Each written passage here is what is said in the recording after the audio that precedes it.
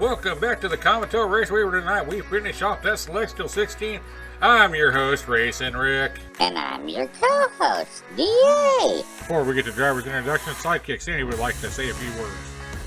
Let me set the record straight. I am not here to watch DA. I am here to support my husband and these drivers. Yeah, right. I know you want a man that would take you to the moon. Rolling in with more sparkle than a disco ball at the county fair, it's Jaybird and his retroactive. A 54.8 glitter canyon on wheels. This red hot racer from Polk County Diecast Racing didn't come here to play, it came here to dazzle and confuse your timing sensors. And possibly blind the competition with this sheer shimmer. With white hot wheels so clean they look like they never even touched the pavement. Buckle up folks, Racing Davis is back in the saddle piloting his 53.8 gram DeLorean. Filled with 100% mystery, this orange blue is here to rewrite history, or at least rewrite the leaderboard. Let's see if Davis can outrun the laws of physics and common sense. Coming in hot like a gold-plated thunderstorm, it's Atomic Bob. Behind the wheel of a Shelby Mustang, so fierce, it screams, I'm not here to make friends. This 53.3 gram menace from Rachel Diecast Racing doesn't know what year it is, but it knows it's going to be your last. Lock up your snacks and hide your hubcaps. Farrell Patrick is loose in 54 gram Stingray Corvette. It looks like it was dipped in radioactive emeralds, sprinkled with gold attitude. No mercy. No clue what the speed limit is. If this car had a spirit animal, it'd be a raccoon with a jetpack and a vendetta. Let the carnage begin. Alright, let's get tonight's racing action underway. As you have Jaybird, it's a little squirrely coming out of that lead, but coming out of that gate, but he's still going to hold on to that lead. Can he hold on to it long enough here to win this race, folks? Because we got a tie battle going on back there for second, third, and fourth place. Coming down here to that Widowmaker run. Yeah, Jaybird got it back under control. He's all right. Whoa! I feel like we've seen this before. Who in the heck took third and fourth? As it was Racing Davis in second. Let's watch this again. Coming down here, it's Jaybird, Racing Davis. And if you look real closely, I'm going to have to give it to Atomic Bob over Farrell Patrick right there for a third place. So it'll be Atomic Bob for third and Farrell Patrick for fourth. Let me know, as always, down in the comment section down below if you think I was correct. Let's move on to race number 2 of the night. Jaybird took lap number 1 as we are back up at the top of the Comet Raceway now. Getting ready for lap number 2. We are off and racing here, folks. And it's going to be Atomic Bob that's going to take that lead. Oh, look at there. We lost 2 signs. We got to get bonus points for that. Look at there. Atomic Bob gets a little loose, but he gets back under control as they are starting to spread out here. This is not a really close race, but it's going to be a race nonetheless.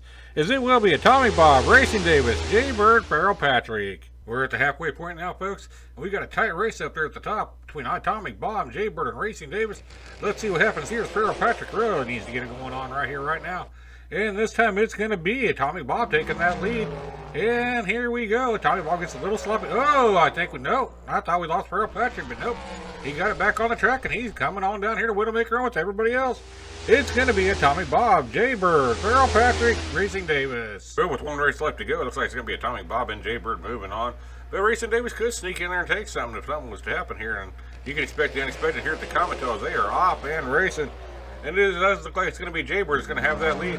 But looky there, Atomic Bob's really trying to make a move around him, but he's not going to be able to do it here. As now you got Jaybird way out front. It's going to be Jaybird, Atomic Bob, Farrell Patrick, Racing Davis. It will be Jaybird and Atomic Bob moving on to that semifinals matchup coming up at Racing Davis. Farrell Patrick, hate to see you guys go, but you've been eliminated here in the Sweet 16, or the Celestial 16 as we call it. What a round of racing this has been so far, folks, and we still got 4 more cars to go down the track. But right now it's time for DA's ladder match halftime show. By the way, I was so glad to see him get eliminated over there at Chrysler Senior's track. Hot Nuts Diecast put on one heck of a show the other day, and DA was out before he even got started. DA's halftime show. Slim Bad versus Sawyer. Hey Rick, I could beat you any day, every day on the track. I was just too busy having fun with Buzz. We were getting our drinks on. And it will be Sawyer, the best of the best, taking it again. Ladies and gentlemen, buckle up your seatbelts and hide your snacks because rolling into the track like he escaped from a casino's gift shop, it is Gino in his high roller. At 54.91 grams of pure questionable decision making, this orange rocket is ready to prove gravity isn't optional and strategy is overrated. Representing the Wizard of Oz Racing. Rolling onto the track with the confidence of a snack that fell behind the couch and somehow survived. It is J-Bo. Driving Cheese Ball, a 54.4 pure dairy-powered Chaos Ravager from Dog Squab Racing. Rolling up to the line with the confidence of a car that's definitely practiced its poses in the mirror this morning. It's Christy, a 1990 Acura NSX. This 50-gram slice of perfection from G-Force Racing is looking smooth, focused, and ready to make the rest of the field question their life choices. This driver's already checked their lucky headband. It's Karate Joe. In the 2008 Lancer Evolution, this 55.1 gram red and ready machine from Puss Racing looks like it's been meditating on speed all morning. Smooth stance, sharp lines, and the quiet confidence of a car that knows exactly when to strike. Alright, it's time to find out who will be the next two cars. It will be, or our last two cars actually, that'll be moving on to that elite, very elite 8 as it is Gino with the lead. Looky there, you got J-Bo that's trying to make his way around Christy C, but I don't think he's going to be able to do it. Nope, it's going to be Gino, Christy C, J-Bo, Karate Joe. It was Gino taking lap number 1. What will happen here in lap number 2 is we're ready to go back up to the top of the Cometel Raceway. We are off and racing. Look at that tight group coming to that first set of turns. Coming out of the first set of turns, it's still tight there in that Armageddon corner, as it will be Christy C that takes the lead as they are lined up here. This is going to be a good close finish, folks. It's going to be Christy C. Whoa! J-Bo barely over Gino for second, and then Karate Joe. Here we go. We're at the midway point. Christy C and Gino with the lead. J-Bo's right there if he can make something happen, but he's not starting off in a very good spot here in the back row. And plus, he's going to get a little loose coming down that first straight. That's going to slow him way down. That's going to hurt his chances here. You got a nice battle going on between Gino and Karate Joe for second. As Gino moves into second place, now he's making a charge here for first.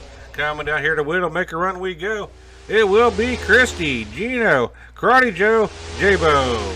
Well, folks, I hate to say it, but this one's pretty much over here, barring a DNF by Gino and a first place finish by J-Bo. It's, you know, we got Christy C that's going to be moving on there with Gino. I'm glad to see them two advancing on, though. And sorry I'm not feeling real well here, folks, and my voice is probably going to sound really bad on this last race. I'm trying to muscle through it.